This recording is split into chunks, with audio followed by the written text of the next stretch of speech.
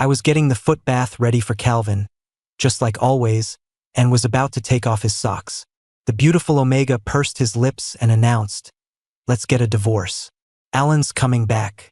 My mind went blank. Alan had run out on their wedding for the sake of his family's business interests. Calvin was forced to marry me, a deaf man, in his place. For 5 years of marriage, I treated him like he was made of glass. But all it took was one "I'm sorry" from Alan, sent from across the Atlantic, to win him back. A wave of exhaustion washed over me. I signed the divorce papers and didn't look back. Later, Calvin would corner me, his eyes red, baring the pale skin of his back and demanding I rebond with him. "If you walk out that door, I'll marry Alan tomorrow." I just smiled brightly. "Well then, allow me to be the first to wish you a happy wedding." I didn't hesitate. I signed my name on the divorce papers. If we were splitting up, there was no point in continuing to fulfill my husbandly duties. I handed Calvin the packet of herbs I was holding. He paused for a second, then took it. It was a remedy I'd gotten from a doctor for his insomnia. A 15-minute foot soak every day had already improved his sleep tremendously. From now on, I guessed that job would fall to my dear brother. I went to the bedroom to pack. It was already 10 at night. I couldn't just let an Omega like Calvin wander the streets. It made more sense for me to be the one to go. I opened the closet, and it was stuffed with beautiful clothes I'd bought for him. They were all such bright colors, but looking at them made it hard to breathe. I quickly gathered my own few shirts and suits and put them in my suitcase. Calvin suddenly walked in, wringing his hands. His crimson lips parted, then closed again. He looked like he was struggling to say something. My heart started to pound. If he apologized right now, if he pouted like he used to, a little hurt, a little flirty, and said, "Honey, you're not allowed to be mad at me," then I would do exactly what I had done every single time before. I'd forgive him. Just as that tiny sliver of hope rose in my heart, Calvin bit his lip and spoke. Could you come with me to the hospital tomorrow to have the permanent bond removed?" I asked the doctor. "They said they need your signature." My face must have gone pale. If I could have, I would have ripped out my hearing aids. Just to escape this world. Calvin said nothing more. The silence in the room was so complete you could hear a pin drop. After a long moment, I nodded. "Fine, I'll go with you." With that, I grabbed my suitcase and walked out the door.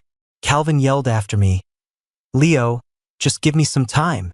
Alan's return was so sudden. My head is a mess. So sudden?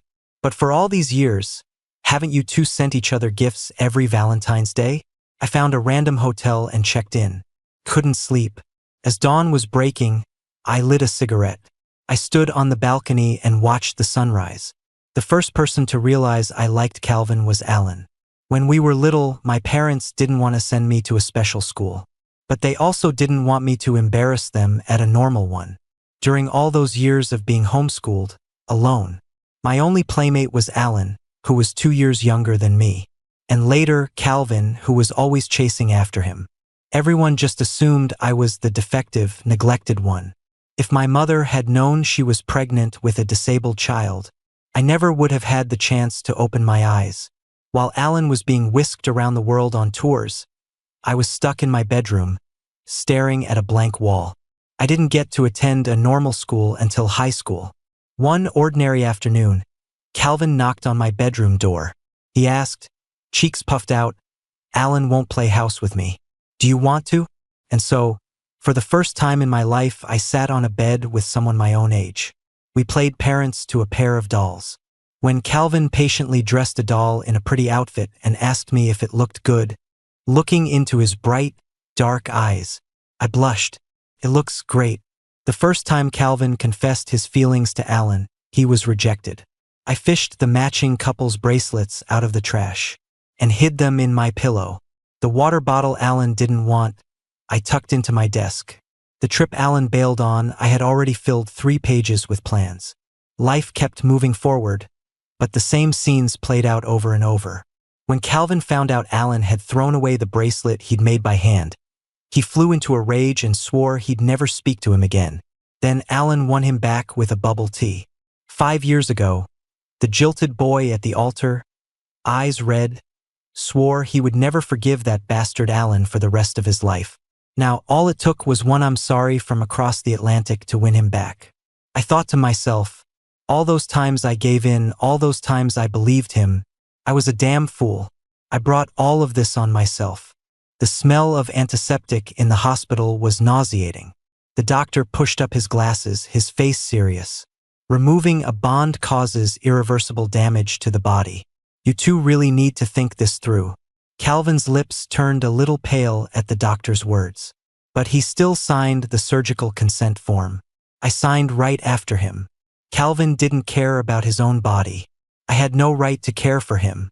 Before being wheeled into the operating room, Calvin grabbed my hand and forced a weak, pitiful smile. "Leo, I'm a little scared. You'll stay with me, right?" He had always been vain, loving colorful makeup. Today, for the surgery, he was bare-faced.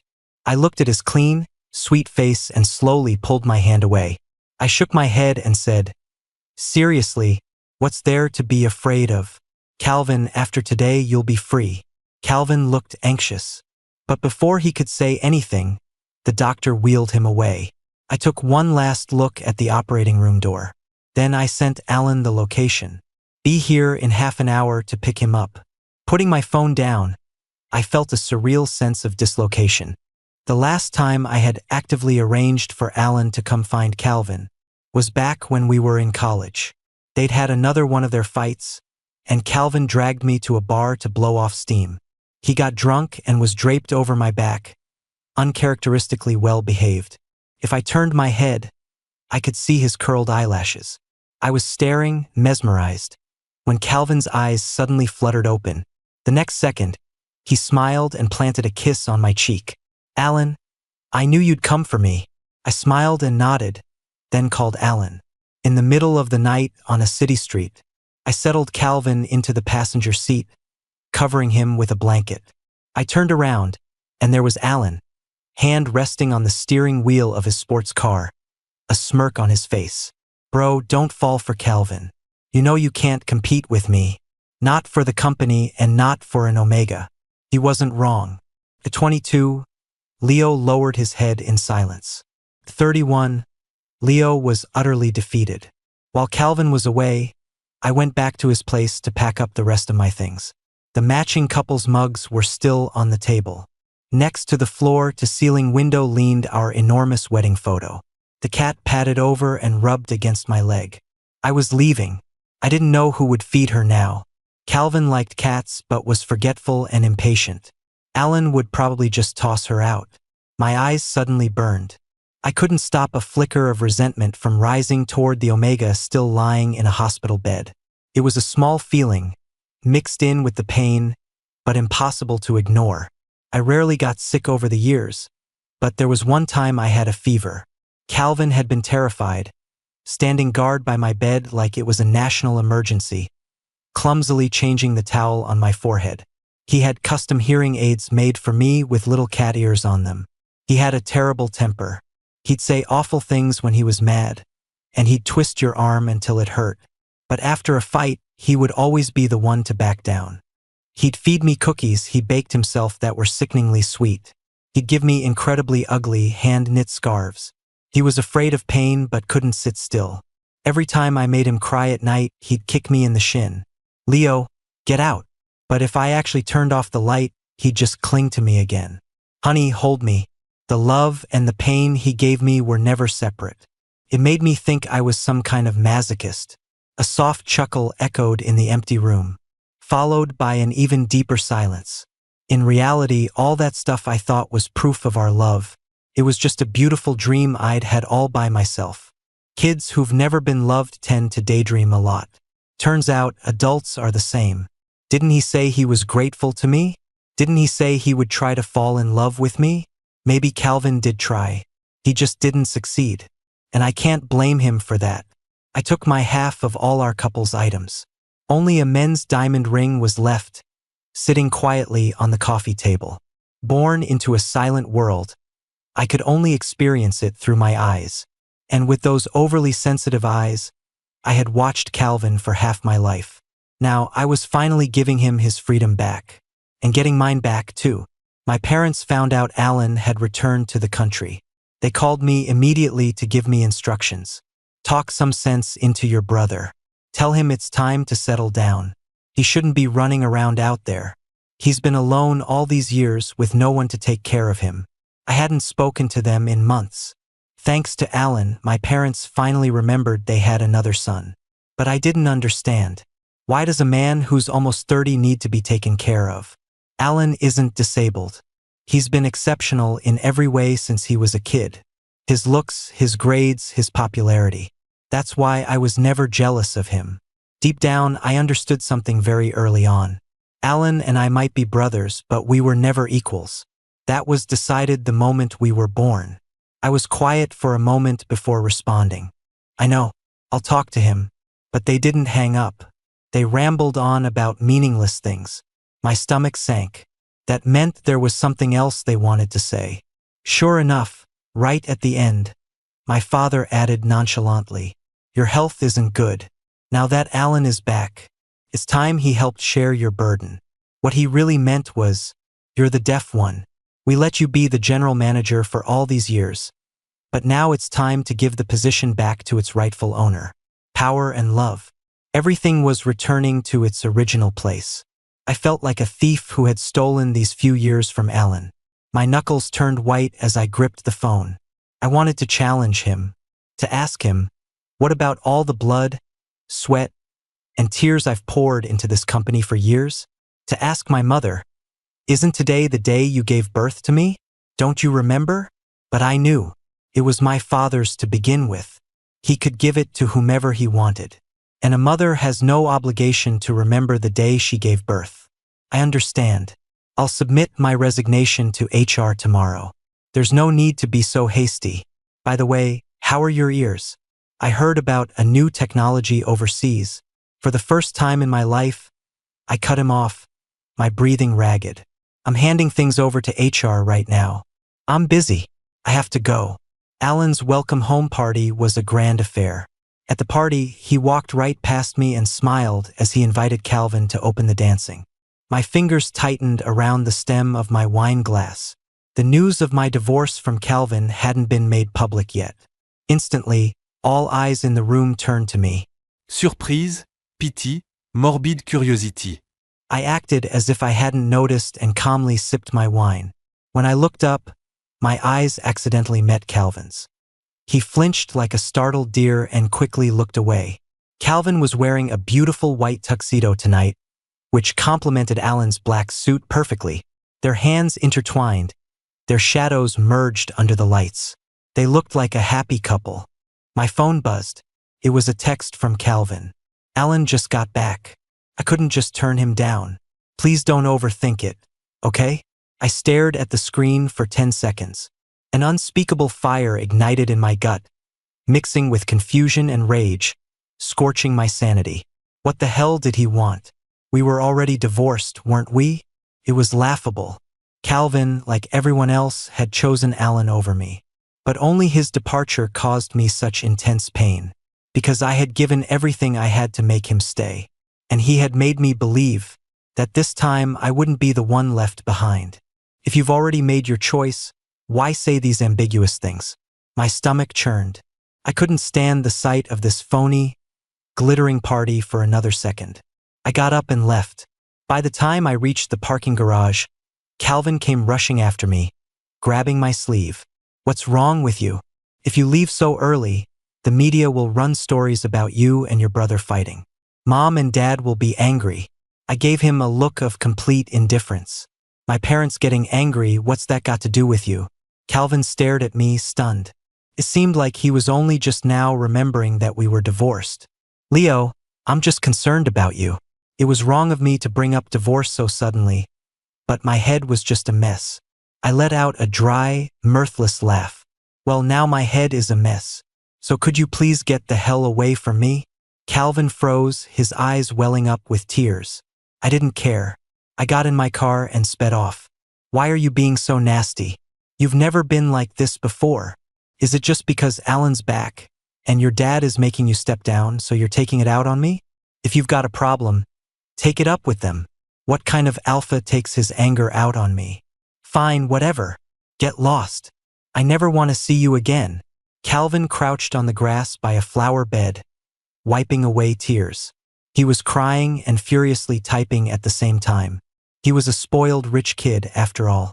No one had ever spoken to him like that, especially not the husband who once spoiled him with almost no limits. But no matter how many nasty things he said, no matter how many angry emojis he sent, the chat window remained a solid wall of green. Calvin tried calling, undeterred. An endless, busy signal. When the Omega had called for the 47th time, I blocked him. The world was finally quiet. I didn't really know where to go. All my luggage was still piled up in the hotel. Maybe I should start looking for an apartment. But I just didn't have the energy. I stumbled into a bar. On the dance floor, Omegas with incredible bodies writhed and swayed, frequently casting suggestive glances my way. I sank onto a sofa and ordered a few whiskeys. After delivering the drinks, the waiter didn't leave, just stood there staring at my face. I didn't say anything, just let him watch as I drank one glass after another. I don't know how much time passed, but the coffee table was soon covered in empty glasses. The waiter finally stopped standing there and slid in next to me. His lipstick-covered mouth was less than 2 inches from mine. Broken-hearted. Handsome? Want me to keep you company? His voice was soft, and his perfume was fresh and light. I was a little surprised. When I opened my mouth to speak, I realized my voice was hoarse from the alcohol. What's your name? You can just call me Sean. I nodded dazedly. Suddenly, something cool and soft touched my lips. My eyes shot open. The moment I met the boy's gaze, the sadness in his eyes was reflected in my own. What the hell do you two think you're doing? The champagne tower was knocked over. The massive crash silenced the DJ, and the entire bar went quiet. I followed the sound of the voice. A group of furious young Omegas were pointing at me. In the middle of them stood Calvin, eyes bloodshot, tears welling up. Calvin charged forward like a mad bull and yanked the boy to his feet. The next second, a red handprint appeared on Sean's face, his cheeks swelling up instantly. My head was splitting. What the hell is wrong with you? I shielded Sean, putting myself between him and the unhinged Calvin. Calvin's shimmering eyes widened, stubbornly refusing to let the tears fall. His face was a mask of grief and fury. And you have the nerve to cheat on me? You haven't been home in days. I thought you were just sad. Turns out you were with this little homewrecker. The word cheat shot through the room, and countless disdainful looks were aimed at Sean. The boy's face was pale, but his voice was clear. I'm so sorry. I didn't know this gentleman was married. I kissed him without his consent. Calvin had raised his hand to strike again, but now it hung awkwardly in midair. He was still fuming, though. Are you crazy? Don't you have your own alpha? You deserve to be hit for kissing my husband. I fought back my anger and dragged Calvin into an empty private room. I stared at him, my face expressionless. Isn't this what you wanted? Calvin, you're the one who wanted a divorce. You're the one who wanted the bond removed. I've given you everything you asked for. What are you doing now? I don't understand. The tears finally fell. Calvin choked out the words, his eyes red. My head was a mess. Alan told me he left the country back then because he found out you liked me. He said he felt sorry for you and didn't want to compete with you. But then I felt sorry for him, too. Honey, we've been together for so many years. I do love you. I just wanted to separate for a while to cool down. There's no need. I cut him off. The Omega bit his lower lip, crying his heart out. I know you're mad. I was wrong. You did nothing wrong. I respect your choice. I cut him off again. I said there's no need, as in we don't need to be separated for a while. Because we are never, ever getting back together. I'm done. Calvin froze for a second, then reached for me. I quickly took a step back. It would be a lie to say I felt nothing. After all, this was the boy I had loved with all my heart for so many years. But I didn't have the strength to get caught in another multiple-choice question between him and Alan. Calvin, let's just end it here. You're just not used to being without me yet. But I know you. You will never hesitate when it comes to choosing between me and Alan. With that, I pushed the door open and left Calvin standing there. I could still hear his sobs from far away, but all I could do now was try my best to push away the stinging pain in my own heart. On my way back to the main lounge to get my things, I saw a boy with his back to me being berated by the manager. I didn't think much of it and was about to leave, but then I saw the manager's hands start to wander. "You little bitch, didn't you see the hearing aids on that guy's ears? You'd rather sleep with a deaf guy than let me have some fun." I kicked him hard in the stomach. The manager slammed into the wall, clutching his head and glaring at me furiously. I nonchalantly held up my phone. "Get lost or I'll post what you just said online. Let's see how much fun you have in a jail cell." The manager's face turned from white to red and back again before he scurried away. I turned around and realized the boy was Sean. He looked dazed as he bowed and apologized to me. "Actually, I'm the one who should be apologizing to you. Calvin is my ex-husband. He was out of line and hurt you today, and he almost got you sexually harassed. I share some of the responsibility for that." Sean shook his head. Even if this hadn't happened, he would have found another time to come after me. I hesitated for a moment, but I had to ask, "Why did you kiss me?" Sean smiled, avoiding my eyes. "Because you looked rich. I wanted you to take me home." I was at a loss for words. Of course, I knew that was just an excuse. Maybe it was just a moment of confusion and passion. Or maybe he really was looking for a sugar daddy. But whatever the reason, maybe the alcohol had addled my brain, because I found myself smiling back at him. "But I don't have a home." "Then, do you want to come home with me?" "Leo." I froze. At a coffee shop, I ordered a hot cocoa for Sean. He told me his full name was Sean Harris. "It was a long time ago. I don't know if you even remember. You seem to have lost something really important that day. You were searching through the school's garbage disposal area. Some upperclassmen had dragged me over there to shake me down for protection money. You saved me. Your hearing aids got knocked out, but you still stood in front of me." My mind drifted back. It wasn't my stuff that was lost. Alan had thrown out a bracelet Calvin made, and Calvin was throwing a fit and refusing to go home. I had to search every trash can Alan had passed, with no luck, before ending up at the garbage area. "So that was you. What a coincidence. I heard you transferred schools right after that. Have you been doing okay all these years?" Something flashed in Sean's eyes, but he stretched his lips into a wide smile. "I've been doing great." It was late, so I called him a taxi. Just before he left, he quickly leaned in and kissed my cheek. "Leo, you're a good person. You deserve to be loved by so many people." I stood there stunned as he slipped into the cab. On the way back to the hotel, I thought, tomorrow I should go look at some apartments. In a few days, I'll find a new job. Once everything is settled, I'll treat myself to a nice meal. Calvin always called in the middle of the night. As soon as I blocked one number, he'd use another. I sighed, mentally counting up his best friends. He had to be running out of numbers soon.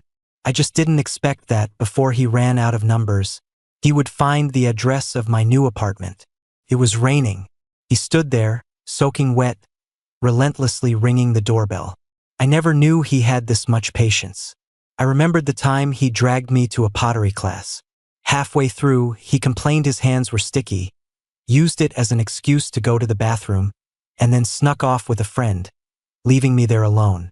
Calvin was an Omega with a delicate constitution. He couldn't just stand out in the rain like this. I sighed and finally opened the door. The Omega bit his lower lip, his eyes red and wet from either rain or tears. "I called you so many times. I sent you so many messages. I even kept sending you $520 transfers. Why won't you answer me? Is giving me the silent treatment fun for you? I'd like to ask you the same thing. What's our relationship now? What obligation do I have to respond to you?" My tone was light, which only made Calvin's hysterics seem more unhinged. "Do you have any idea how much you're bothering me right now?" Calvin threw himself into my arms, sobbing his heart out. "You can't do this to me, you're my husband." I sighed again, my fingertips finding the spot an inch below his shoulder blade. I pressed lightly, and Calvin shuddered as if electrocuted, going limp in my arms. "The damage to your gland is irreversible. Just like our relationship. Calvin, you need to move on. I found a new job, a director position at a renewable energy company. Every day, flowers and an apology card from Calvin would arrive at my desk before I did. When I left work, the first thing I'd see was Calvin and his sports car. Hey handsome, want to grab a drink with me? Calvin smiled at me as if nothing had ever happened. But even his foundation couldn't hide the dark circles under his eyes. I still felt a flicker of pity, but I had to make a clean break. I don't want to drink with you, I don't want to go to your place, and I won't eat the takeout you order. I don't like you anymore, Calvin. Perhaps that last sentence was too cruel for him. Calvin didn't show up for several days. My work efficiency was unusually high. After work each day, I'd go grab a bite with Sean. Tonight, I finished late, so we were getting a late-night snack. After a few drinks, neither of us was entirely sober. I didn't feel comfortable with him taking a taxi home, so I called a car for him.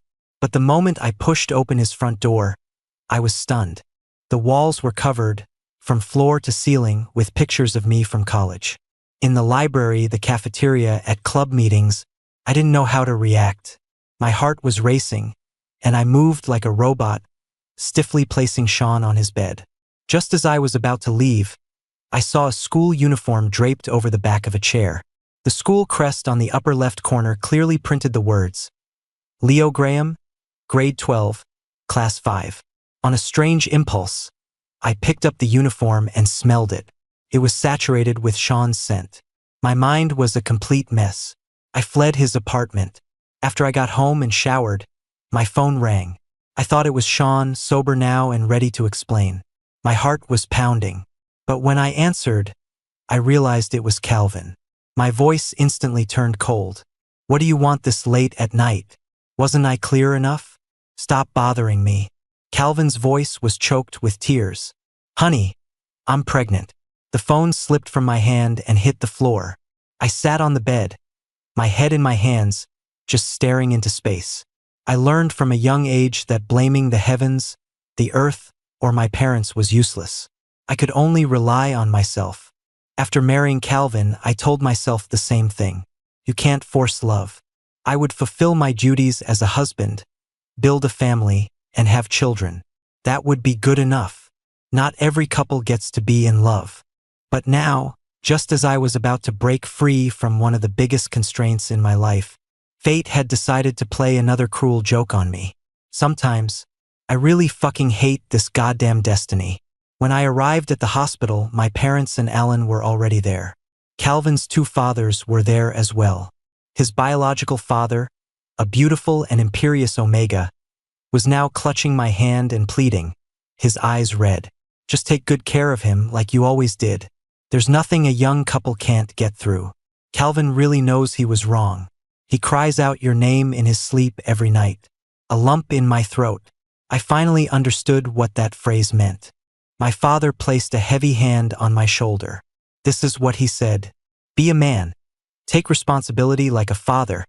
And don't hold a grudge against your own Omega. I no longer knew the meaning of filial piety. I just opened my mouth and said, as I recall, you were never a very good father to me. Are you really trying to tell me how to act now? The air in the hospital corridor froze. My father's eyebrows shot up. My mother covered her mouth and looked helplessly at Alan, who simply raised an eyebrow. I couldn't be bothered with them. I walked into the hospital room to check on Calvin. His face was pale and he was clutching a doll. It was the birthday present I gave him last year.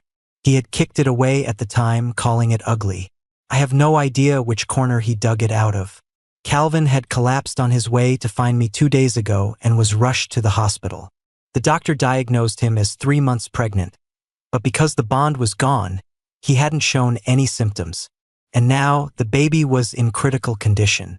Seeing me, the previously listless figure on the bed burst into tears. What took you so long? Honey, the baby almost died. It's all my fault. I'm a monster. Couldn't breathe. All I could do was hold him in silence. Calvin's tears fell on my skin. Calvin's heartbeat pulsed through the thin hospital gown and into my chest. But all I could picture was the wall in Sean's apartment, covered with images of my college days. After smoking who knows how many cigarettes downstairs from Sean's apartment, I finally saw him come down. When he saw me, the garbage bag in his hand dropped to the ground with a thud. We hadn't seen each other in weeks. He hadn't returned my texts or calls. Sean came out of the bathroom, the stubble on his chin gone. I almost wanted to laugh. Tea or something else? You set me up that day, didn't you? We spoke at the same time, sitting on his sofa. He froze for a second.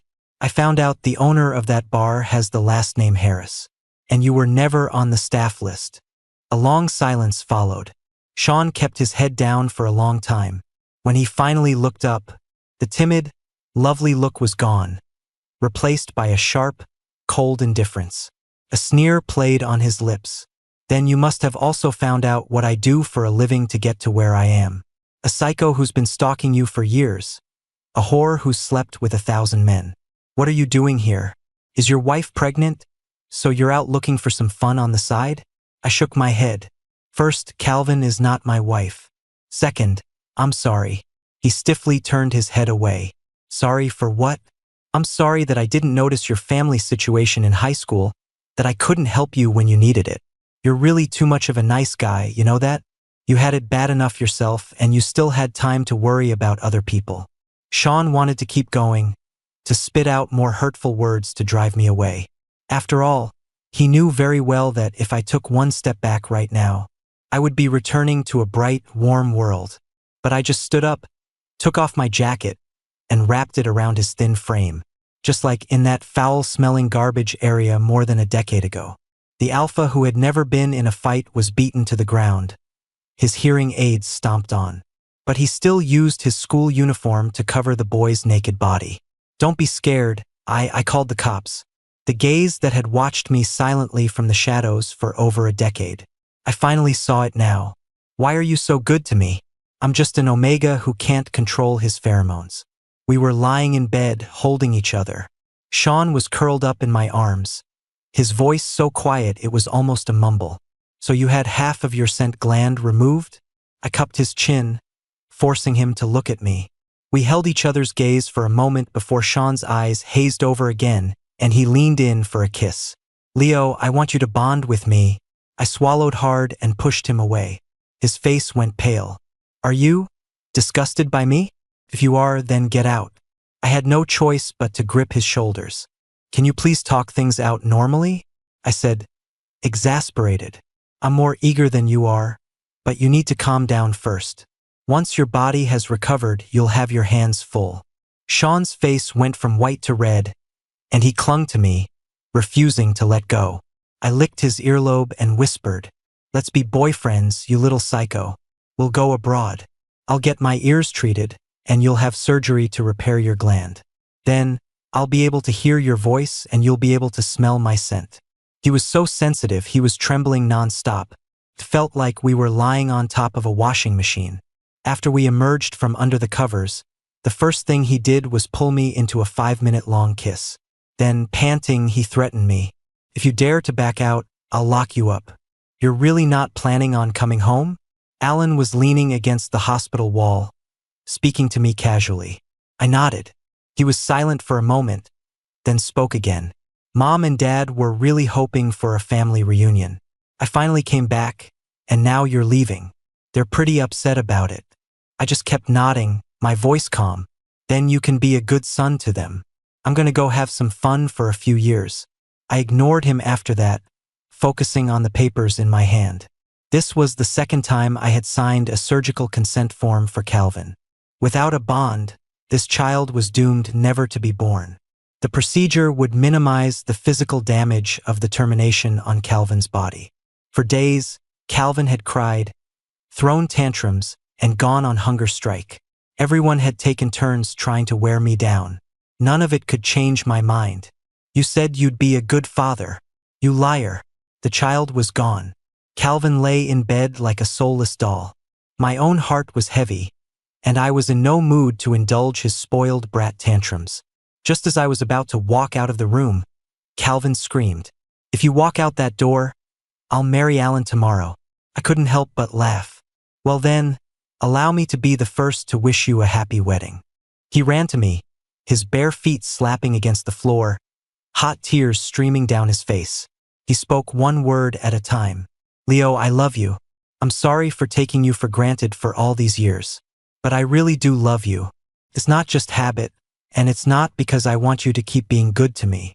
I know you hate me. From now on, let me be the one to take care of you, to make it up to you. Please just give me one more chance. Okay? I told him with complete sincerity. You're not well and you just had a termination. You need to take care of yourself from now on.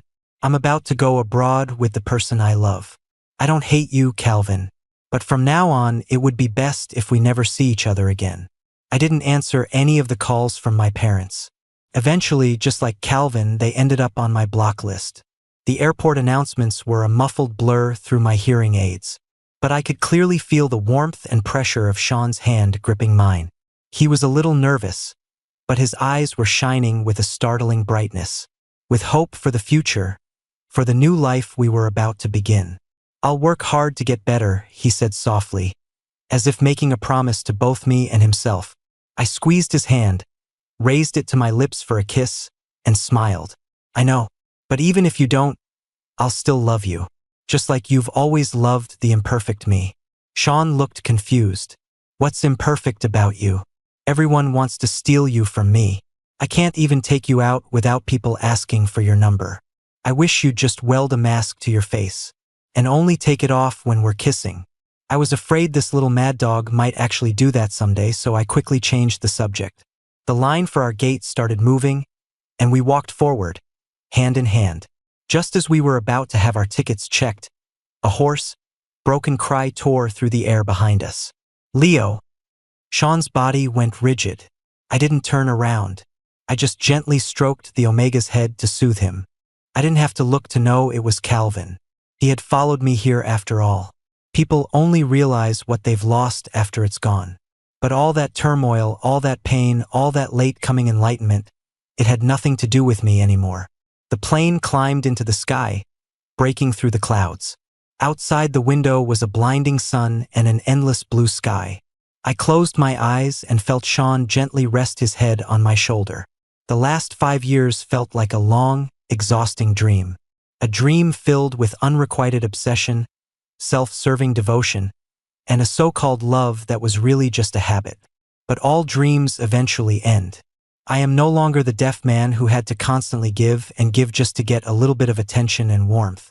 I am just Leo, an ordinary person who has decided to live for himself. I tightened my grip on the hand next to mine.